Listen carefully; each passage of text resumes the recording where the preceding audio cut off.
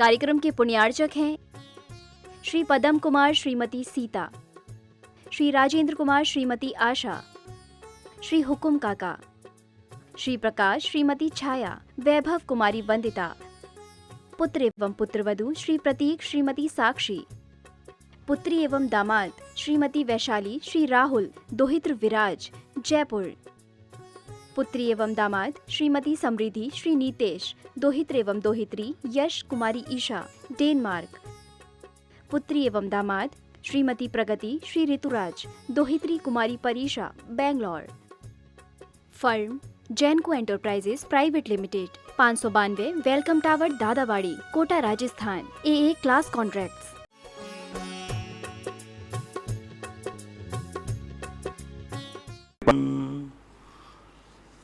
नमो सिद्धाणं नमो आयर्याणं नमो वज्रायाणं नमो लोये सवशाहुणम्।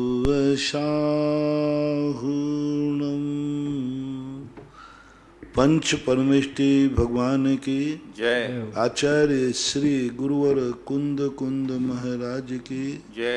आचार्य श्री गुरुवर विद्यासागर महाराज की जय। परम पूजनीय निर्यापक श्रमण पूज्य श्री सुधा सागर जी महाराज की जय हो। चुल्लक श्री धैर्य सागर जी महाराज की पूज्य जय। श्री के चरणों में समस्त जिज्ञासा कर्ताओं की ओर से कोटि कोटि नमोस्तु।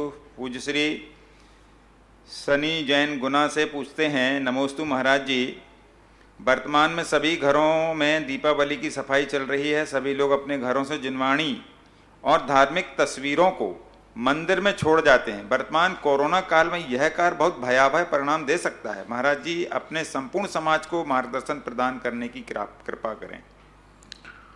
देखो, मंदिर आदि में तो व्यवस्थाएं सीमित होती हैं। यदि आपके यहाँ तस्वीर टूट गई है, फूट गई है, कुछ भी हो गई है, तो उसको फिर मंदिर में रखने की अपेक्षा उसको विसर्जित कर दीजिए। मंदिर में बहुत सारी सामाजिक स्थितियां हैं, कोरोना की बहुत बड़ी विकट समस्या है, इसलिए आपको अब घर में नहीं लगाना है तो उसका एक ही तरीका है कि विसर्जन कर दीजिए, यहाँ वहाँ ट्रांसफ़र मत करो। डॉली जैन कन्नौज यूपी से, महाराज श्री त्रिवार नमोस्तु। महाराज श्री शंका यह है कि निगोदिया जीव कितने इंद्रियां जीव हैं? निगोदिया जीव एक इंद्रिय जीव के अंतर्गत आता है। वैभव काला सूरत से, मेरे आराध्य गुरुवर के चरणों में नमोस्तु। गुरुदेव, मेरी जिज्ञासा है, नेमिनाथ भगवान जब चतुर्थ काल के तीर्थंकर बने तो फिर श्री कृष्ण क्यों नहीं? कृपया समाधान करें। अब इसमें क्या कहें, अभी तो सब अपनी अपनी पुण्य है, अपनी अपनी विशुद्धि परिणाम है। कृष्ण जी आगे तीर्थंकर बनेंगे, अभी तो नहीं बने। सम्यक जैन अशोक नगर, नमोस्तु महाराज जी, मेरी जिज्ञासा है, जो सेठ जी दीपक जलाकर सामायिक कर रहे थे और उनकी पत्नी दीपक में घी डाल देती थी और सेठ जी ने नियम नहीं तोड़ा और उनकी मृत्यु हो गई, तो फिर वह मेंढक की पर्याय में कैसे चले गए? वो तो सामायिक कर रहे थे। सामायिक में बैठे थे, लेकिन परिणाम तो बिगड़ गए थे। परिणाम में ये आ गया था, काश मैंने ये नियम कहाँ से ले लिया, ये मैं नियम नहीं लेता तो अच्छा था। तो इस प्रकार के उनके आकुल आर्त ध्यान हो गया ना, और उनकी सामायिक के प्रति उपेक्षा भाव आ गया, नियम के प्रति आ गया। मैंने गलती की नियम लेकर के, ऐसा नियम मुझे नहीं लेना चाहिए, लेकिन अब क्या करें, ले लिया। तो आर्त ध्यान होने के कारण ऐसी दशा हो जाती। डॉक्टर ज्योति जैन खतौली से, परम उपकारी पूज्य श्री के चरणों में त्रिवार सविनय नमोस्तु। महाराज श्री, अनेक वर्षों से हम सब इन दिनों में हो गया। मयंक जैन कोटा से, मेरी जिज्ञासा है कि जिस कमरे में शयन यानी सोते हैं, उस कमरे में भाव पूजा कर सकते हैं क्या दीपक जलाकर? जिसमें सोते हैं, जिस कमरे में सोते हैं। अब देखो, उसकी पवित्रता आप खुद देख लीजिए, आप अपनी शुद्धि विशुद्धि भाव देखें, उस प्रकार के आप रहते हैं। श्रीमती गुणमाला निर्मल जैन रुठियाई, जिला गुना, मध्य प्रदेश, मुनि श्री के चरणों में कोटि सह नमोस्तु। महाराज श्री, आपने 23 तारीख के जिज्ञासा समाधान में कहा था कि गरीब के दान का भाव करना निरर्थक है। तो महाराज जी, मेरी जिज्ञासा है कि इस जन्म में तो वो दान नहीं कर पा रहा है, पर क्या इन भावों से उसे अगले जन्म में ऐसी विभूति मिलेगी कि वो अच्छा अनुसार दान आदि कर सकेगा? मैंने दान देने के लिए निरर्थक नहीं कहा। मैंने कहा कि गरीब आदमी दान देने का भाव कर रहा है, उससे प्रैक्टिकल क्या होगा, क्योंकि वो दे नहीं सकेगा, क्योंकि पूर्व भाव में उसने दिया नहीं, पैसा था। तो गरीबी में ऐसा भाव आता है, आना चाहिए। मेरा भाव था कि 100 गरीब मिलकर के भी कहें कि मेरा भाव है कि मेरे पास धन होता तो मैं मंदिर बना देता, और सारे 1 अरब गरीब कहें तो भी मंदिर बनने वाला नहीं है। यानी कितने भी गरीब भावना भाएं तो मंदिर नहीं बनेगा। मंदिर तो वही बनाएगा जो अमीर अमीर यदि ऐसी भावना कर ले। तो प्रसंग ये था कि जब कोई कार्य करना है तो हमें एक अमीर का ही हृदय परिवर्तन करना पड़ेगा। अमीर का मन यदि दान देने का हो जाए तो मंदिर बन जाएगा। गरीब की भावना से कोई मंदिर बनने वाला नहीं है। आपको हमने भावना से निरर्थक नहीं कहा, हमने कहा कि आपकी भावना निरर्थक है, क्योंकि मंदिर आपकी भावना मात्र से नहीं बनेगा। विजय जैन मुंबई से, मुनिश्री के चरणों में नमोस्तु।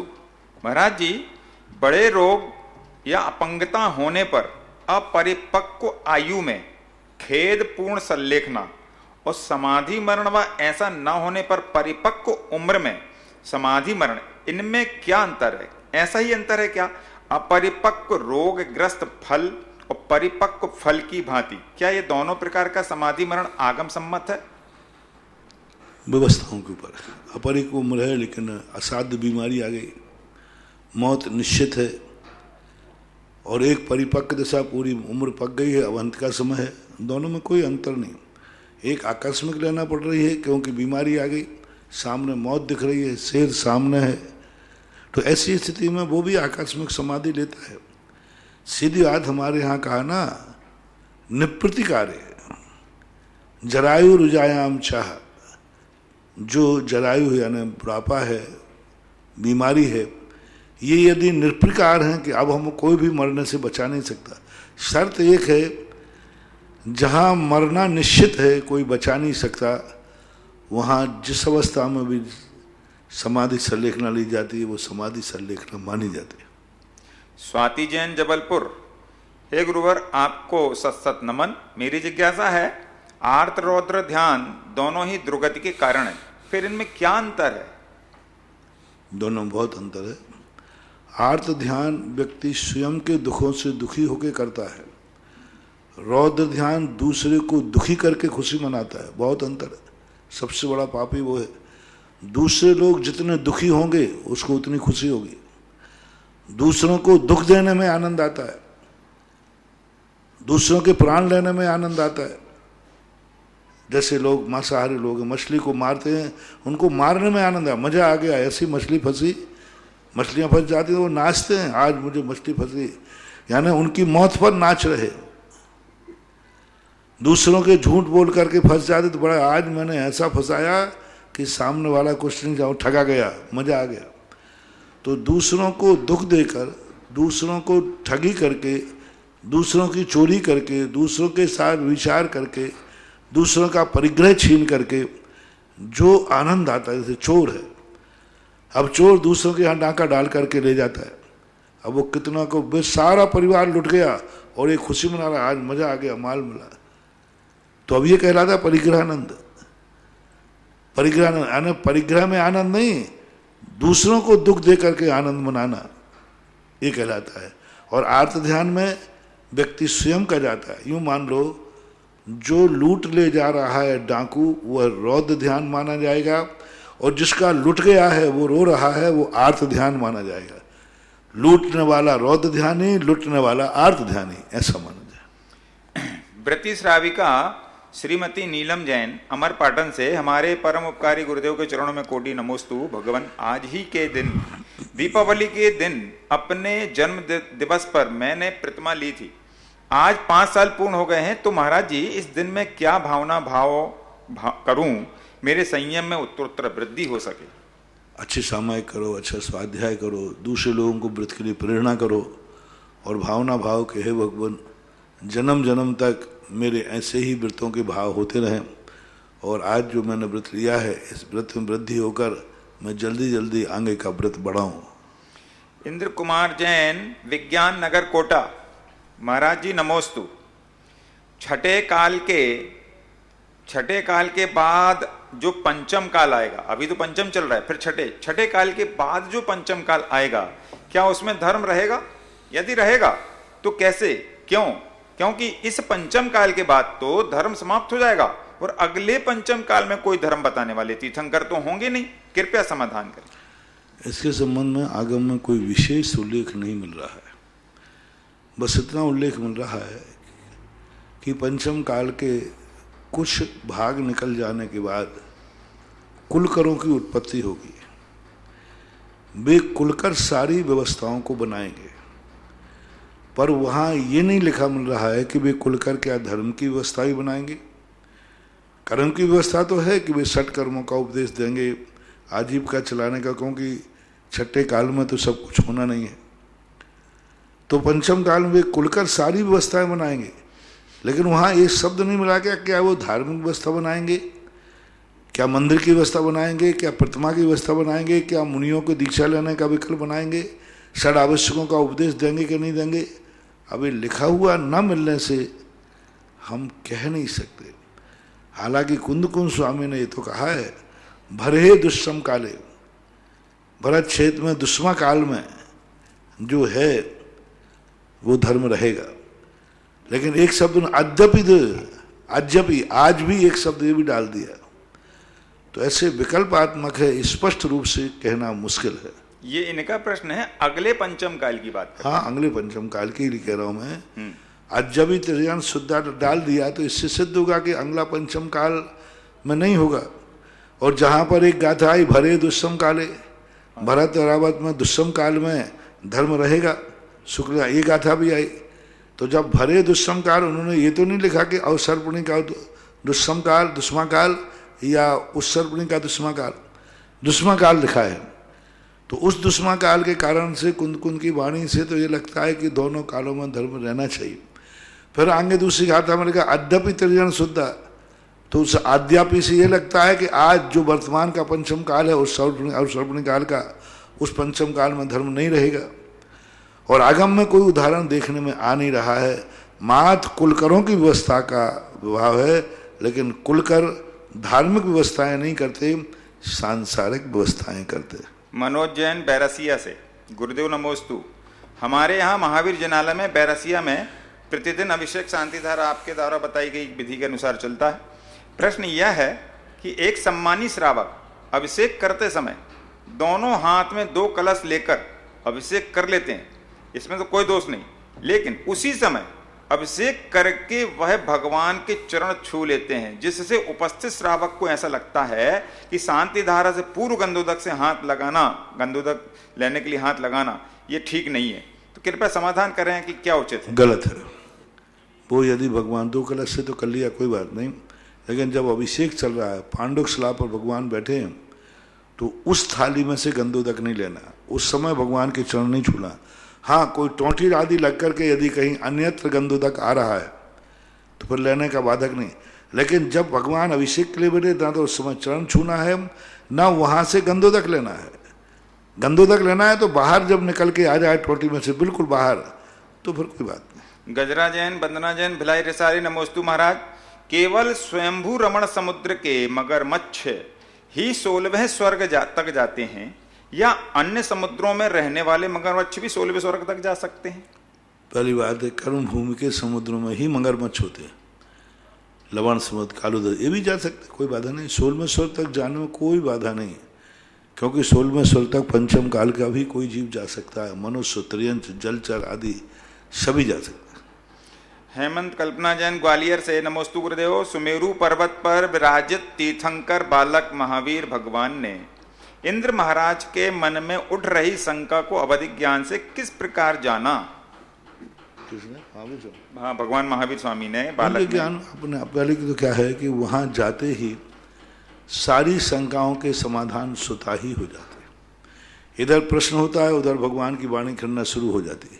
नहीं, सुमेरु पर्वत पे जब बालक को लेके गए हाँ, सुमेर, तो वहां उन्होंने अवधि, उनका ये प्रसंग आता है, पूज्यवर ज्ञान सागर महाराज ने विरोधय महाकाव्य में भी लिखा कि वो भगवान को बैठाल करके 1008 कलश हाथों में ले लिए और खड़ा है। तो भगवान ने सोचे खड़े क्यों है, मुझे काहे के लिए यहाँ लाए हैं, ये मुझे लिए कलश ढाल के नक्की करे ना, लेकिन सौधर्मंद कलश लेके खड़ा है। तो उनको आश्चर्य हुआ कि ऐसा क्यों।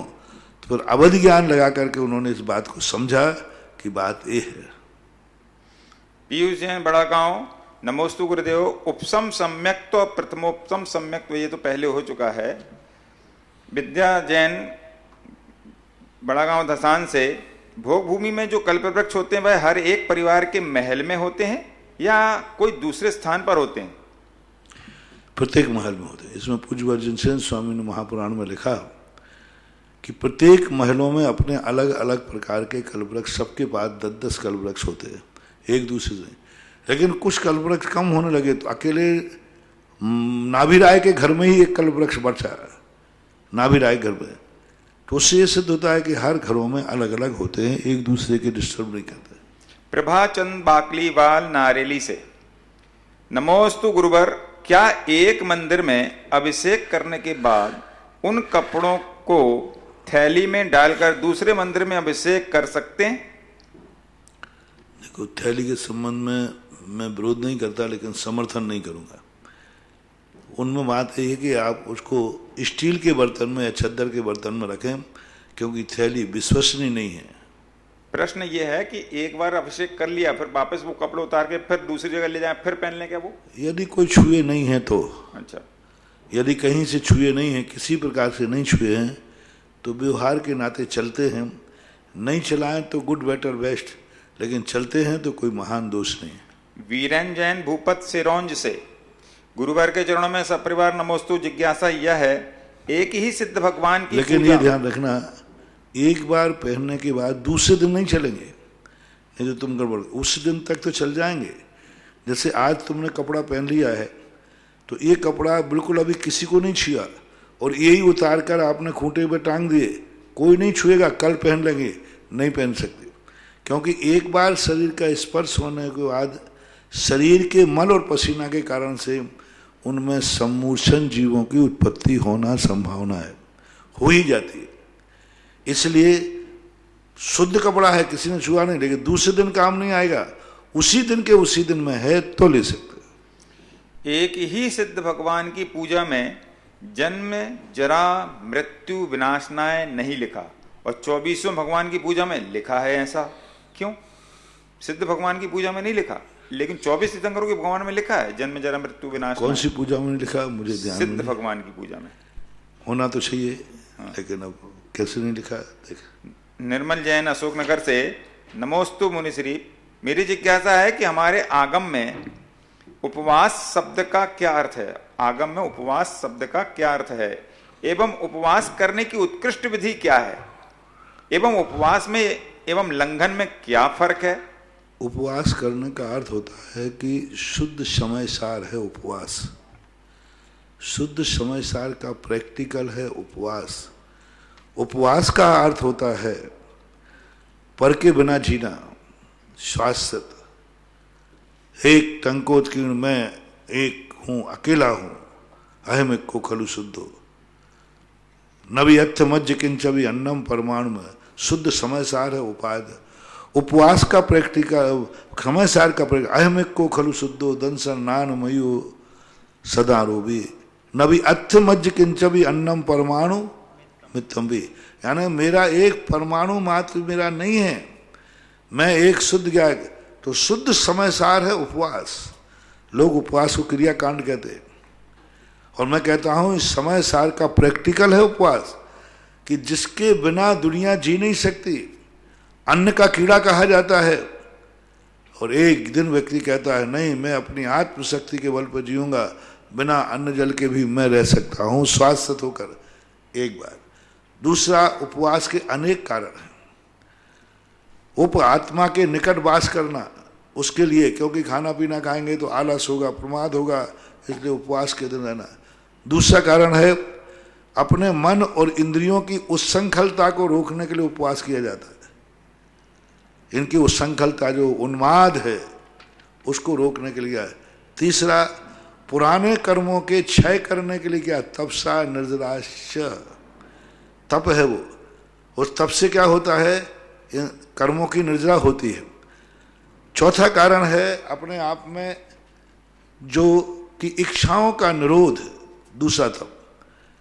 इच्छाएं होती हैं लेकिन आज मैं समस्त इच्छाओं को रोकता हूं।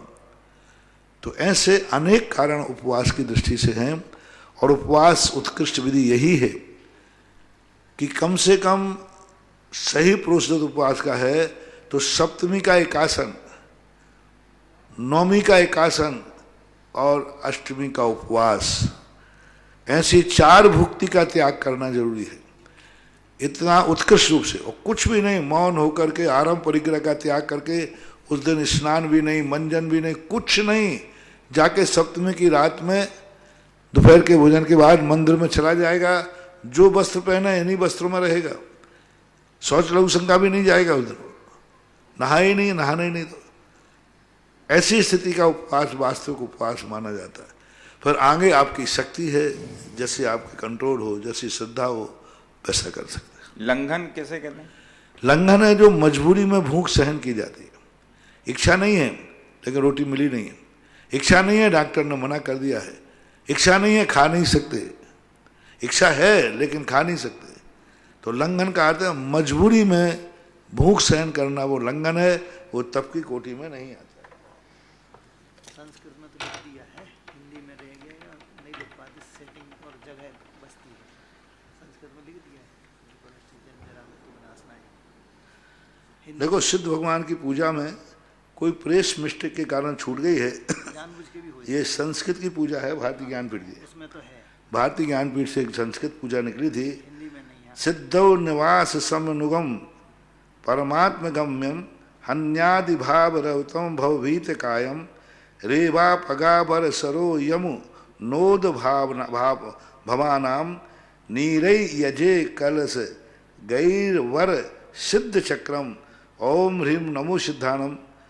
श्री सिद्ध चक्राधिपति सिद्ध परमेश्वर ने जन्म जरा मृत्यु विनाशनाय जलम निरूपमामति। तो यानी इसमें तो है सिद्ध भगवान की, हिंदी वाले में संभवतः छूट गई हो किसी कारण से। श्रीमती माधुरी जैन, बनगांव जिला लेकिन दमोह। आप लोग करें तो जोड़ के पढ़ना चाहिए। नमोस्तु महाराज जी, मेरा प्रश्न है कि जब किसी की मृत्यु होती है तब उसकी अंतिम विदाई होती है तो कहा जाता है कि उनके पैर पढ़ लो और श्रीफल चढ़ा दो। क्या उनके पैर पढ़ना चाहिए, श्रीफल चढ़ाना चाहिए? 13वीं होती है, 13वीं के दिन भी जब उनकी तस्वीर को नमस्कार करना चाहिए, कैसा कहते हैं, तस्वीर को नमस्कार करो, अर्घ चढ़ाओ, तो ये ठीक है क्या? नहीं, सर्वथा लोक मूर्त आगे सम्यक दर्शन को मलन करने वाली क्रिया। मृत होने के बाद किसी भी व्यक्ति के पैर आदि पहनना, धार्मिक दृष्टि का कोण रखना, ये ठीक नहीं। अब रही लोक व्यवहार की, कि लोक व्यवहार में पिताजी हैं, दादाजी हैं, बुजुर्ग हैं, तो एक भक्ति के अनुरागवश, श्रद्धा के अनुरागवश पैर पढ़ लेते हैं तो कोई महान दोष नहीं है, लेकिन पढ़ने का कोई जरूरत नहीं है। क्योंकि मुनिराज आदि की भी समाधि होती है तो उस समय भी लोग पैर आदि पढ़ लेते हैं, जरूरी नहीं है, लेकिन पढ़ लेते हैं तो कोई आदर। अब ये नहीं है कि जो मरेगा सबको कोई ना कोई पैर पढ़े, हाँ नियम ही है, पैर नहीं पढ़ेंगे तो इनकी आत्मा को शांति, ये मिथ्यात हो जाएगा। श्रीफल चढ़ाना, श्रीफल आदि चढ़ाना तो बिल्कुल सर्वथा मिथ्यात है ही। मुर्दा के लिए श्रीफल चढ़ाना ये तो ठीक नहीं है, नहीं चलना चाहिए। योगेश जैन नागपुर से, परम पूज्य गुरुदेव के चरणों में त्रिवार नमोस्तु। आपने कहा था कि एक कोई कव्वाली गाते हैं मनोज ब्रह्मचारी, मरने पर भी सम्मा नहीं जलती है, हैं?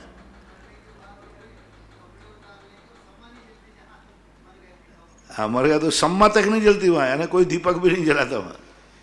आपने कहा था कि प्रक्षाल करते वक्त बोलना नहीं चाहिए जिससे थूक उड़ सकता है, क्योंकि बोलने से। परंतु गुरुवर, अगर हमारे घर में कोई है नहीं, हम घर में अभिषेक कर रहे हैं, उससे हमको ही पढ़ना है और हमको ही अभिषेक करना है, तो घर में अभिषेक कैसे? मूर्ति कहाँ? मूर्ति घर में मूर्ति है क्या? हाँ, कई लोगों के घर में है, वहाँ महाराष्ट्र ना।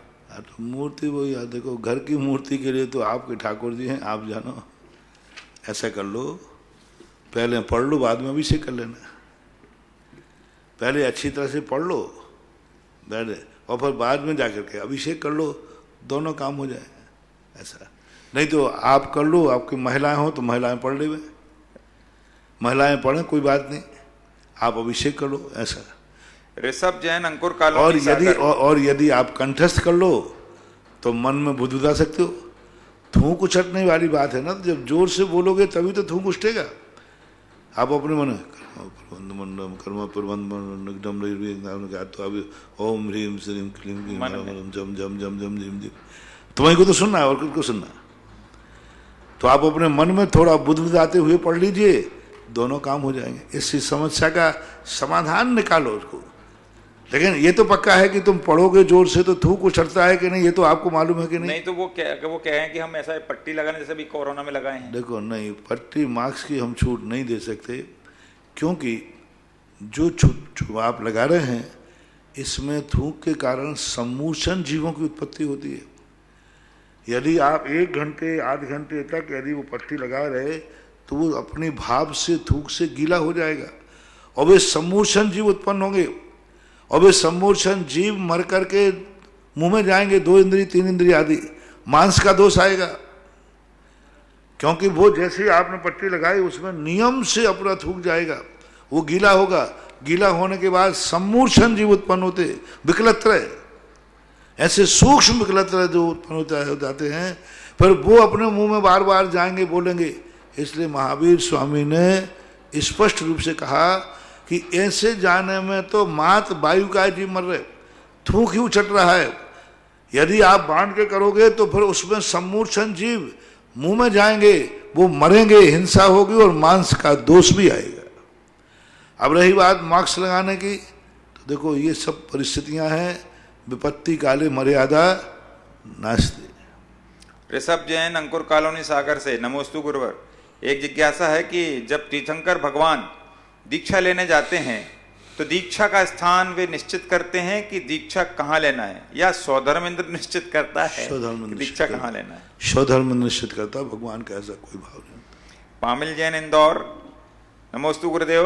11 अक्टूबर को जिज्ञासा आई थी कि अगर कोई व्यक्ति भगवान के सामने नियम लेता है और उसका मन अंदर से नियम तोड़ने का हो जाता है तो वह अपने मन में कहता है कि हमारा दृढ़ संकल्प है, चाहे कुछ भी हो जाए मैं नियम नहीं तोड़ूंगा, वह नियम नहीं तोड़ता। तो आपने इसका समाधान बताया था कि जितना नियम निभाया उतना पुण्य लगेगा, बाकी कट जाएगा। तो महाराज जी वह तो नियम तोड़ा ही नहीं है, तो उसका फिर कितना पुण्य लगेगा? थोड़ा नहीं तो फिर क्या तो पुण्य बराबर। मन खराब हुआ है, बस मन में भाव आ गया। अरे मन में भाव आ गया, देखो मन के हारे हार है, मन के जीते जीत। वो सेठ जी का जो अभी प्रश्न आया था, सेठ जी ने नियम तोड़ा था कि मन से ही तोड़ा था? मन से ही तो तोड़ा था।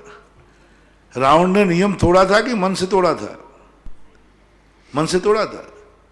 मैं जो स्त्री नहीं चाहेगी मैं उसका स्पर्श नहीं करूंगा, तो अंत में उसने नियम तोड़ दिया। काश मैंने ये नियम नहीं लिया होता, तो मन से तो तोड़ा। 11वें गुण स्थान से गिरने वाले मुनिराज मिथ्यात्व में जाकर के नरक आयु का बंद कर लेते। कोई कपड़े थोड़ी पहन लिए, कोई कपड़े नहीं पहन लिए, मन से ही भावों में गिर गए। भावों में उन्होंने मुनिपद के प्रति उपेक्षा करी, ध्यान में बैठे हैं, लेकिन मन में भाव आ गया कि क्या है, मुनिपद बेकार है, मैंने गलत ले लिया। बस जैसे व्रतों के प्रति आसाधना हुई, व्रतों के प्रति ये भाव आया कि मैंने गलत व्रत ले लिया, नहीं लेना चाहिए, अब वो नियम टूट गया, नियम रहा ही नहीं, अनादर हो गया ना, उपेक्षा कर दिया। नरेश जैन इंदौर से, गुरुवर नमोस्तु। 4 प्रकार के आहार कौन कौन से कहलाते हैं? व्यक्ति रात में नहीं खा सकते कौन से आहार? जैन आगम में तो 4 प्रकार के आहार के खाद्य, लेय, पेय और स्वाद। खाद्य यानी दाल रोटी आदि, लड्डू आदि, ये सब खाद्य में आएंगे। ले जो चाटने वाले हैं, रबड़ी आदि। पेय जो पीने वाली चीजें हैं, दूध रस आदि। स्वाद लौंग इलायची आदि जो स्वादिष्ट के लिए खाए जाते हैं, वे सब। ये 4 प्रकार के आहार का त्याग आगम में कहा है। आगम में कहीं भी दूर दूर तक कोई भी शास्त्र में नहीं लिखा कि 4 में से कौन से हार की छूट है। फरारी कहाँ से चली? कोई, मैंने बहुत वर्तमान युग में देखा, राजा महाराजों को देखा कि राजा महाराजा ने रात्रि भोजन जाकर पानी की छूट रखी हो, फल फूल की छूट रखी हो, फरारी की छूट रखी हो, ये कहीं उल्लेख मिल ही नहीं रहा। कब से चली, कैसे चली, क्यों चली, ये बात समझ में नहीं आ रहा। आगम में नहीं रहा। वर्तमान युग में बहुत ढूंढा, कोई ऐसा राजा मिल जाए जो रात में फरारी करता था, अन्न तो नहीं खाता था लेकिन पेय पदार्थ पीता था।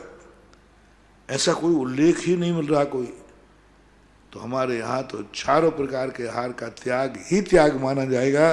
बाकी ठीक है, जो है सो है, ठीक है। भगी भूत की लंगोटी अपेक्षित, नाना मामा की अपेक्षा खाना मामा ठीक है।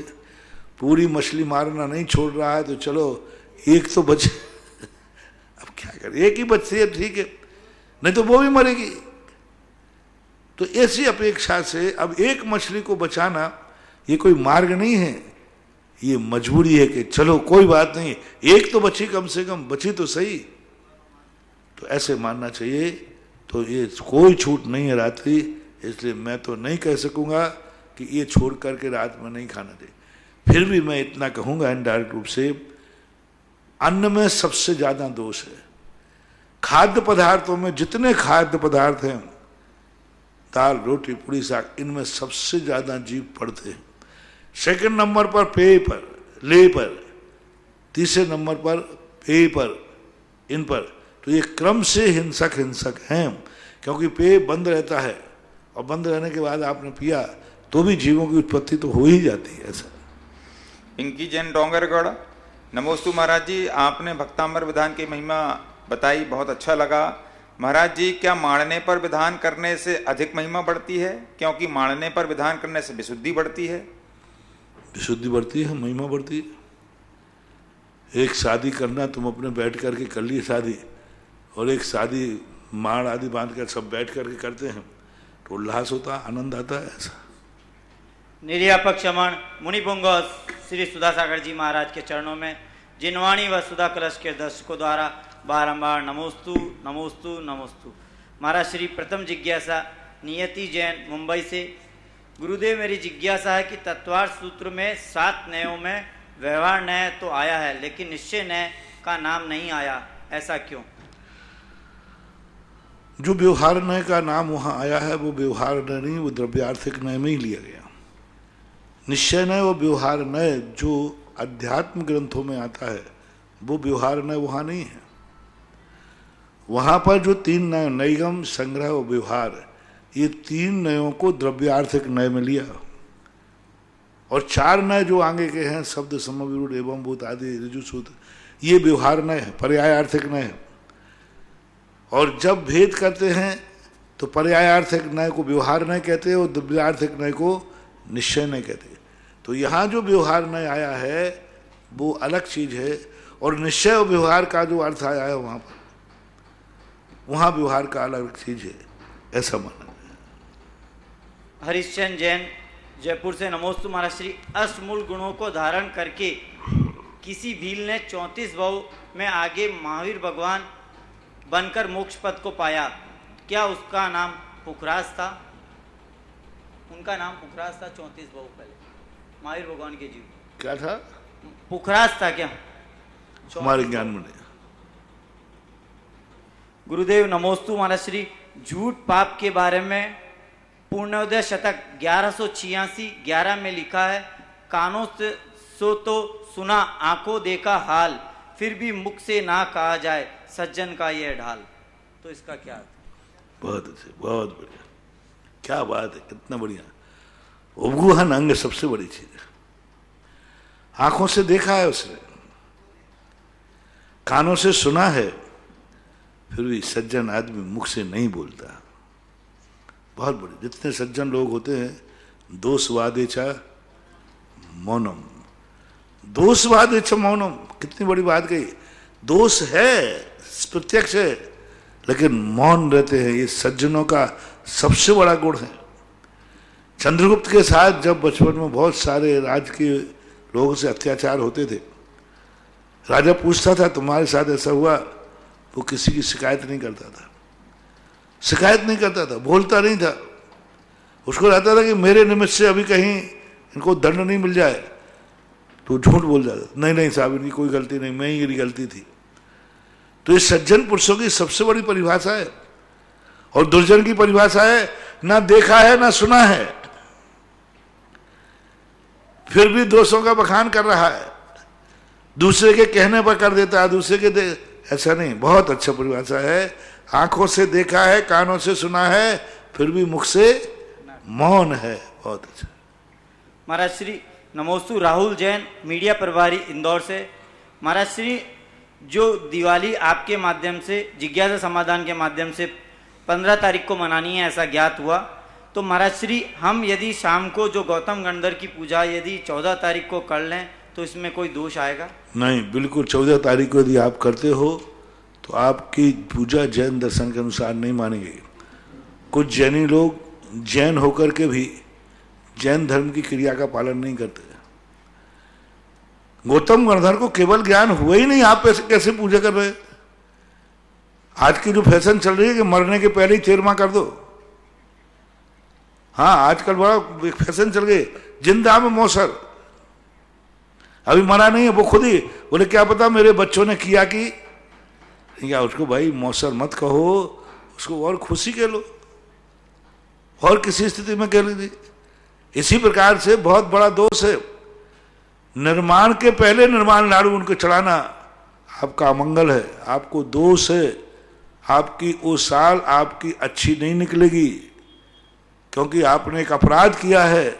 मोक्ष जाने के पहले उनका, जैसे किसी के मरने के पहले, उनकी मरने के पहले अभी जिंदा है, फिर भी मरने की पूरी क्रिया कर डालो।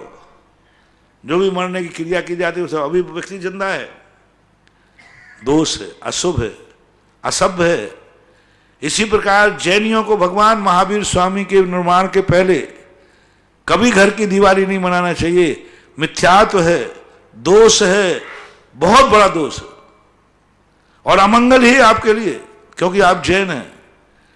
जैन के लिए शाम की दिवाली भगवान महावीर स्वामी के निर्माण के बाद ही है, पहले आप मना ही नहीं सकते, क्योंकि आपके यहाँ जिनवानी गौतम गणधर की पूजा होगी, और वो भी मोक्ष को ध्यान में रखे होगी। गौतम गणधर कहते बड़ा आदमी मर तो जाने दे कम से मुझे, मेरे पहले ही तू निर्माण लाड़ू चढ़ा रहा है। ये अमंगल सूचक है, बहुत अमंगल सूचक है। इसलिए सारे भारत के जैनियों से मेरा कहना है, जैनियों की घर की दिवाली जो है 15 तारीख को गोधूली बेला में है, 3 से लेकर 6 बजे के बीच में आप लोगों की गोधूली बेला है। उस समय आपको, जैनियों के लिए कह रहा हूं, अजैनों का पर्पस अलग है।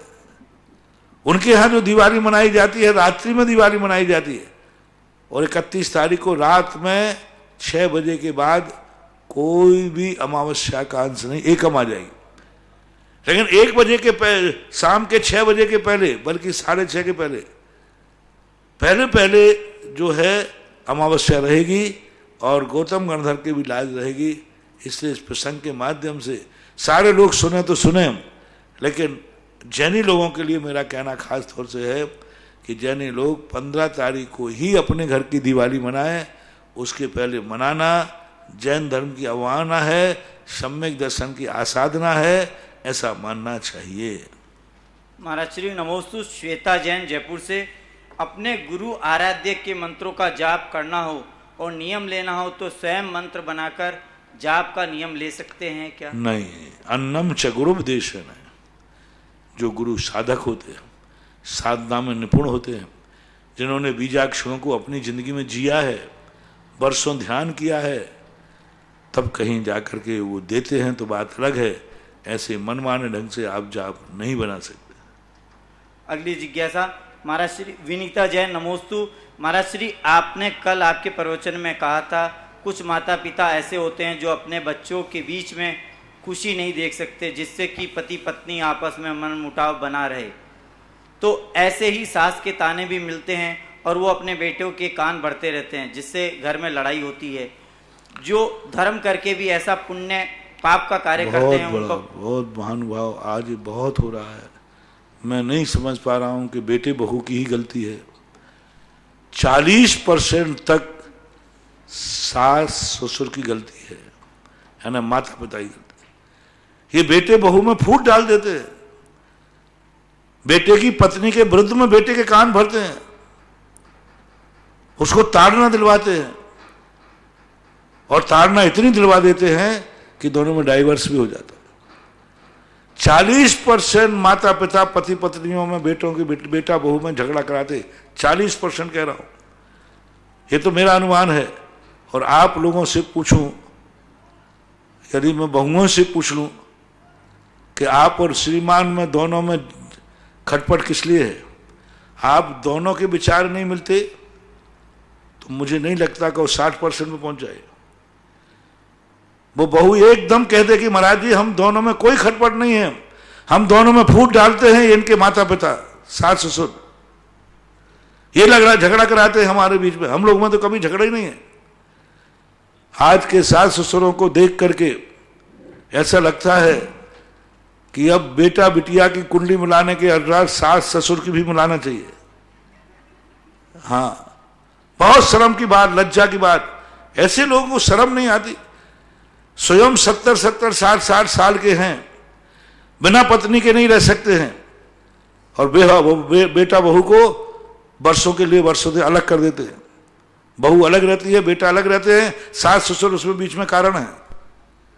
ऐसे माता पिता एक एक बेटे की संतान को तरस जाएंगे, ध्यान रखना। कान खोल करके सुन लीजिए, जिन सास ससुर के कारण से बेटा बहू पति पत्नी में झगड़ा हुआ और तुम्हारे कारण से हुआ, तुमने उससे कान भरे और बेटा ने बहू के ऊपर से लांछन लगा दिए, हाथ उठा दिया, कुछ भी कर दिया, ऐसे माता पिता जिंदगी में 100 भवों तक बेटे का मुख देखने को तरस जाएंगे। संतान ही नहीं होगी, संतान का जन्म ही नहीं होगा, निसंतान रहोगे, क्योंकि तुमने एक बार बेटा और बहू को लड़ाया था। आप कम से कम वे दोनों लड़ें तो लड़ने दो, वे दोनों भिड़े तो भिड़ने दो, कम से कम तुम तो मत भिड़ाओ, तुम तो बेटे के कान भर करके उनकी जिंदगी को नरक मत बनाओ। ये बहुत बड़ा दोष है महानुभाव, और ये बिल्कुल बाकायदा जो प्रश्न आया है, आज ऐसा हो रहा है, आज ऐसा हो रहा है। जो माता पिता, मैं तो कहने लगा हूं आजकल, जो माता पिता अपने बेटे बहू में दरार डालें तो बेटों से कहना है माँ बाप को छोड़ देना, पत्नी को मत छोड़ना। अभी वो कहानी हमारी पड़ी है अभी, हाँ, वो 7 भाइयों की थी ना, वो कि बहू को निकाल दिया, गजमोती की थी शायद, तो अब बेटा ने कहा मैं किसका साथ दूं, माँ बाप का साथ दूं कि पत्नी का साथ दूं। तो मेरा आप लोगों से कहना है, ऐसे माता पिता जो तुम दोनों में तकरार डाल रहे हैं, तुम दोनों में विरोध कर रहे हैं, तो आप ऐसे माता पिता को छोड़ देना और पत्नी का साथ देना, क्योंकि पत्नी ही तुम्हारी जिंदगी में काम आएगी। पत्नी का कौन है वहां, वो अकेली है, वो परिवार छोड़ के आई है। पहली बात वो अकेली है, हाँ, कौन सुनने वाला है। दूसरी बात है कि वही तुम्हारी जिंदगी में काम आएगी। सास ससुर माँ बाप अब काम आने वाले नहीं है। माँ बाप की सेवा तो इसलिए की जाती है कि उनका मरण अच्छा हो। तुम्हें क्या मिलने वाला है? तुम्हारी जिंदगी माँ से चलेगी कि पत्नी से चलेगी? तुम्हारी जिंदगी पापा से चलेगी कि बच्चों से चलेगी? जिस तरफ बच्चे और पत्नी हो उस तरफ जाना चाहिए आपको। हाँ, पर ये ध्यान रखना, नहीं तो आज का प्रश्न खतरनाक हो गया। यदि तुम्हारे माता पिता अच्छे हैं तो फिर पत्नी को भी माँ बाप के साथ ही रखना चाहिए। मैं तो उन उद्दंड माता पिताओं की कह रहा हूं, इतने उद्दंड कि बेटा बहू में तकरार करा रहे हैं, इतने उद्दंड, उनको शर्म भी नहीं आ रही है कि हम अपनी इस उम्र में पत्नी के बिना अपनी जिंदगी नहीं जी पा रहे, और बेटा बहू को तुमने अलग कर दिया। बेटा बहू अलग अलग सो रहे, अलग अलग बैठ रहे, अलग अलग खा रहे, अलग अलग रह रहे, अलग अलग कर दिया उनको। ऐसे मकान हमारे पास कितने लोग आते हैं, पत्नी महिलाएं रोती हैं, महाराज जी क्या करें, हमारे सास ससुर ने हम लोगों में ऐसी दरारें डाल दी, आज हम दोनों अलग अलग सोते हैं, अलग अलग रोटी खा रहे, पति पत्नी अलग अलग चूल्हे पे खा रहे, और यहां तक कि अलग अलग मकान भी हो गए।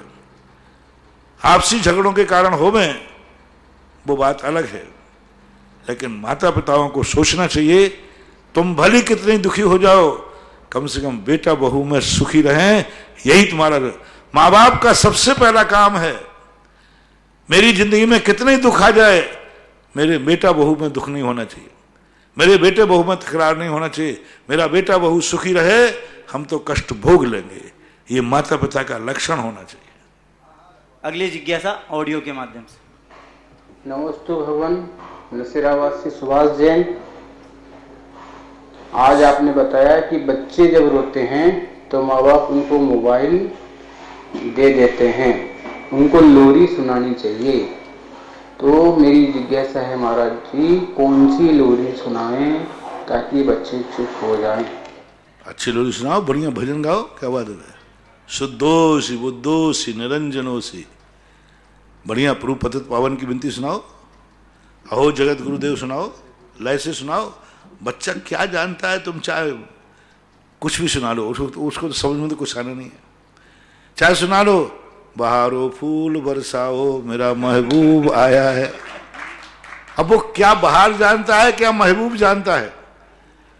और चाहे तुम सुना लो अहो जगत गुरुदेव सुनियो अरे, कुछ भी सुना दो आप, वो क्या समझ रहा है। मात्र एक प्यार से थपकी दे करके उसको सुलाना है। क्यों ना भजन सुनाए जाए, अच्छे अच्छे भजन सुनाओ, बहुत बढ़िया भजन सुनाओ। भजन सुनाना चाहिए जिससे संस्कार पड़ता है। बच्चा थोड़ा थोड़ा अपने ओंठों को देख करके जब वो बड़ा होगा तो वही भजन बोलना वो चालू कर देगा। अगली जिज्ञासा ऑडियो के माध्यम से। नमोस्तु महाराज जी। पंच स्थावर हवा तथा चिट्टी वनस्पति पुण्यहीन कैसे है? अजमेर से कांता गोदा। नमोस्तु महाराज। पंच स्थावर पुण्यहीन कैसे? पंच स्थावर इसलिए पुण्य कि स्थावर नाम कर्म का उदय पाप प्रकृति है और इनकी जिंदगी में अपने कोई प्रतिकार नहीं कर सकते। देखो पेड़ खड़ा है, सर्दी गर्मी आग लगे कुछ भी लगे जलता है तो भाग नहीं पाते, कम से कम तरस भागता तो है। चींटी भी आग लगे तो भागती तो है, बड़ी नहीं भाग पाए, प्रयास तो करती बचने का। स्थावर लोग तो प्रयास भी नहीं कर सकते, इसलिए इनको पाप प्रकृति कहा गया। अगली जिज्ञासा ऑडियो के माध्यम से। श्री सुधा सागर जी महाराज के चरणों में बारंबार नमोस्तु।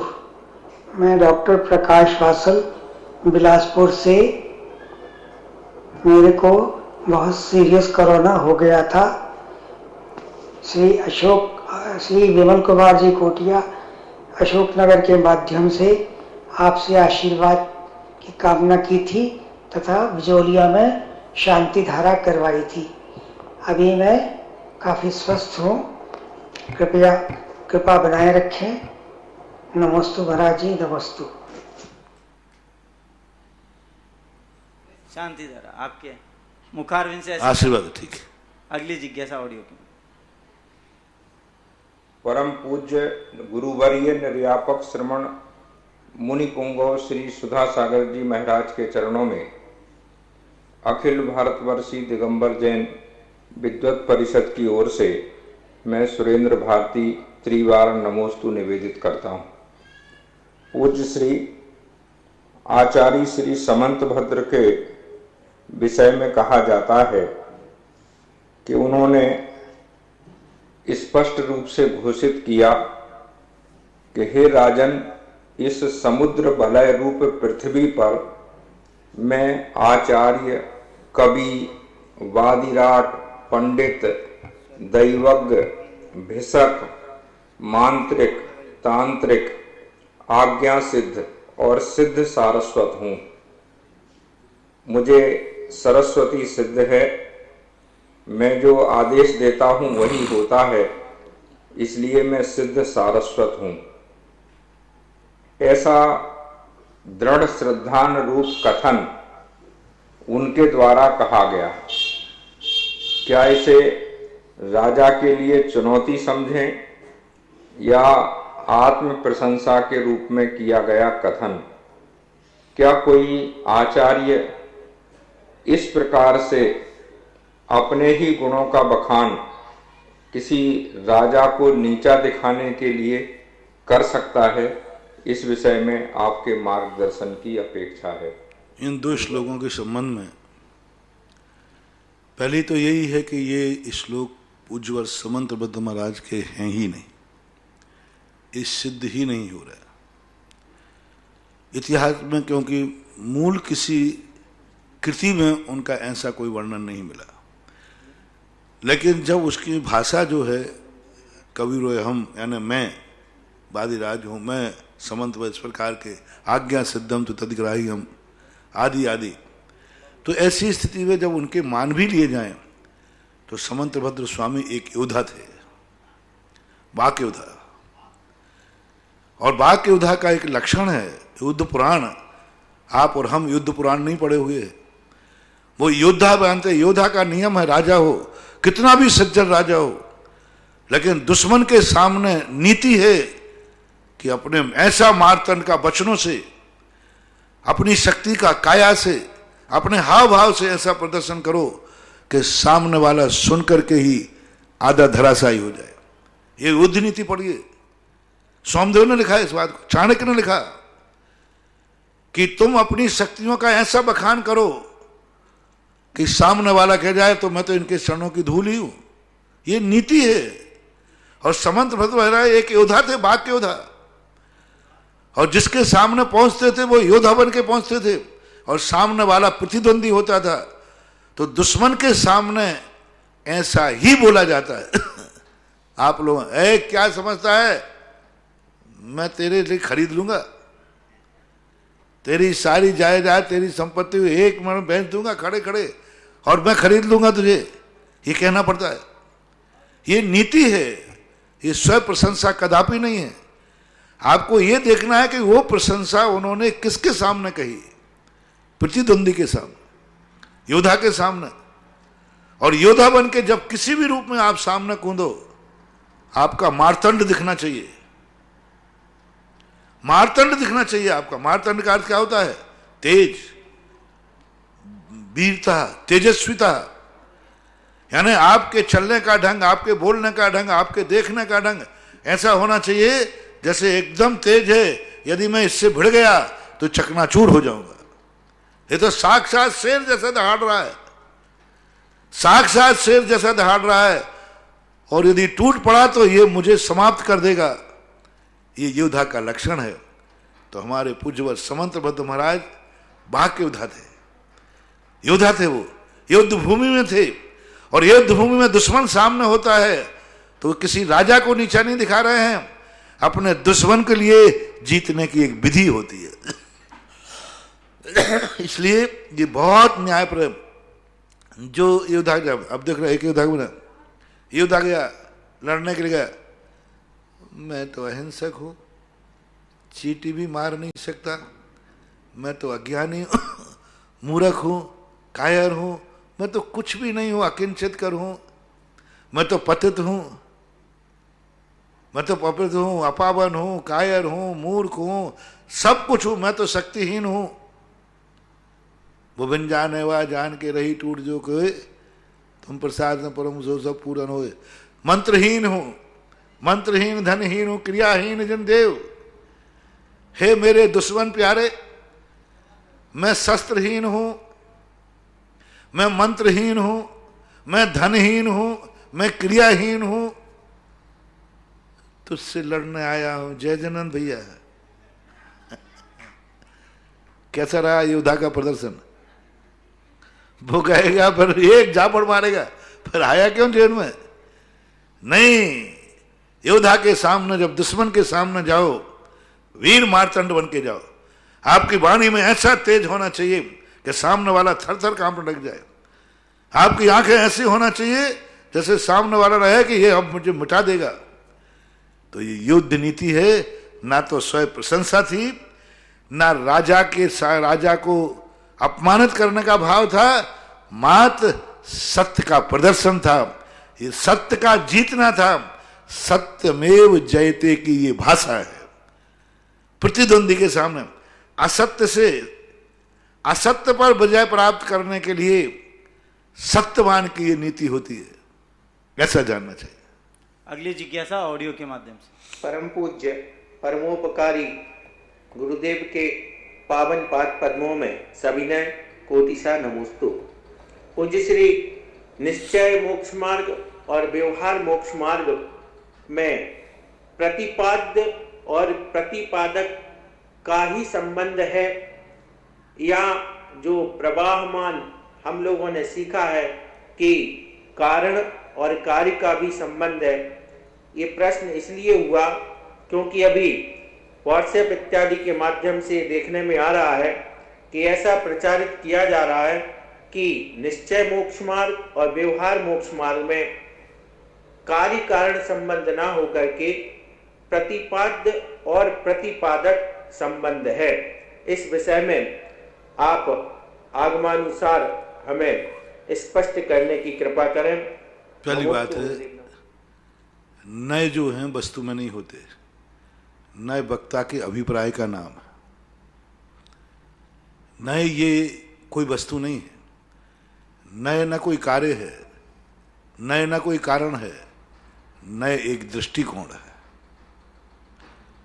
नए एक दृष्टिकोण है। किस दृष्टि से आप वस्तु को देख रहे? वस्तु तो सत्य, व्यवहार भी सत्य है, निश्चय भी सत्य है।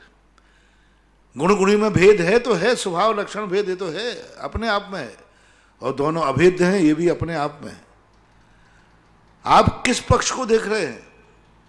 इसलिए व्यवहार नए के लिए ना तो प्रतिपाद्य पादक भाव मानो, ना कारण कार्य के रूप मानो, ये दोनों अपने आप में कार्य रूप परिणत हैं।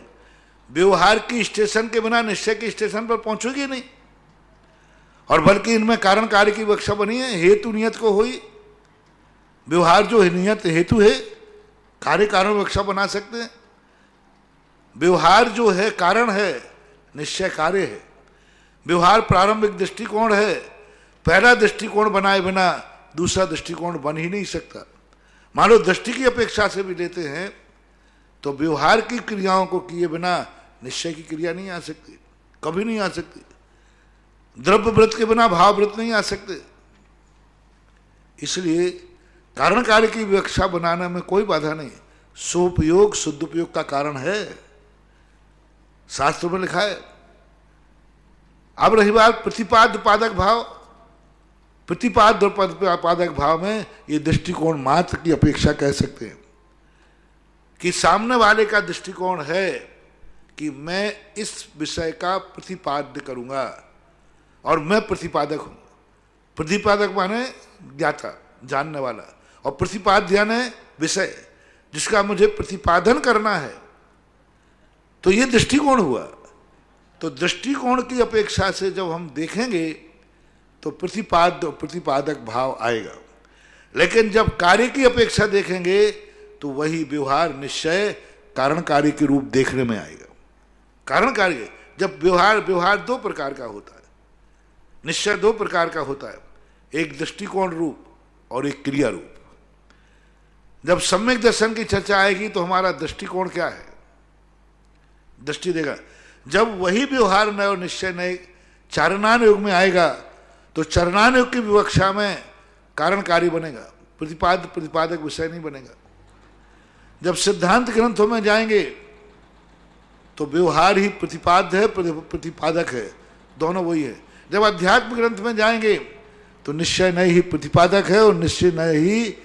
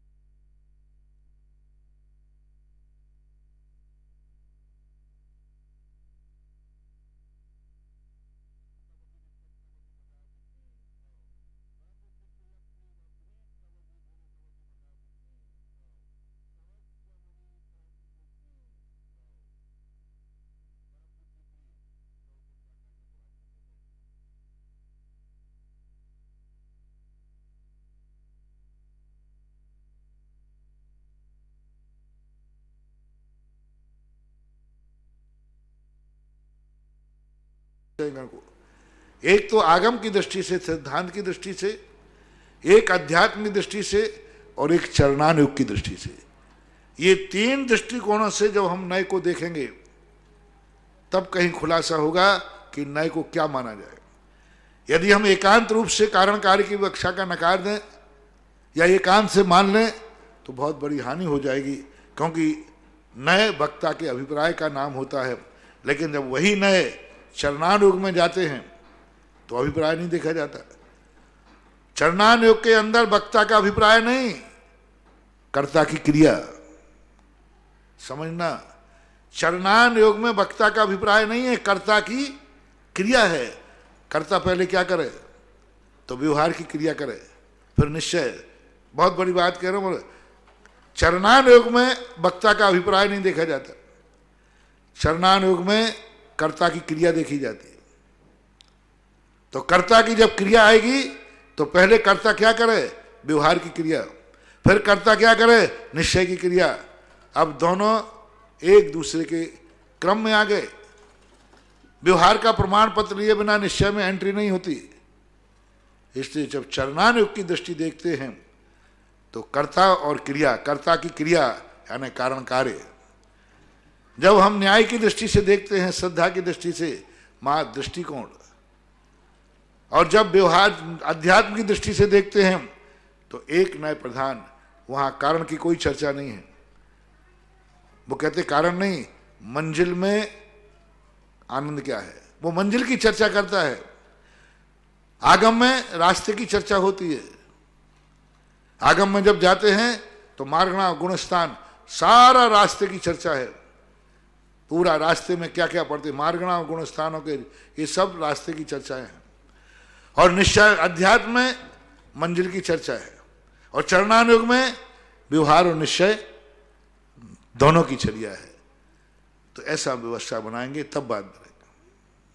निर्यापक श्रवण मुनि पुंगव श्री सुधासागर जी महाराज की जय। इस कार्यक्रम के पुण्यार्चक थे श्री पदम कुमार श्रीमती सीता, श्री राजेंद्र कुमार श्रीमती आशा, श्री हुकुम काका, श्री प्रकाश श्रीमती छाया, वैभव कुमारी वंदिता, पुत्र एवं पुत्रवधू श्री प्रतीक श्रीमती साक्षी, पुत्री एवं दामाद श्रीमती वैशाली, श्री राहुल, दोहित्र विराज जयपुर, पुत्री एवं दामाद श्रीमती समृद्धि, श्री नीतेश, दोहित्र एवं दोहित्री यश कुमारी ईशा डेनमार्क, पुत्री एवं दामाद श्रीमती प्रगति, श्री ऋतुराज, दोहित्री Kumari Parisha Bangalore. Firm Jainco enterprises private limited, 592 welcome tower Dadawadi, Kota Rajasthan. AA class contracts.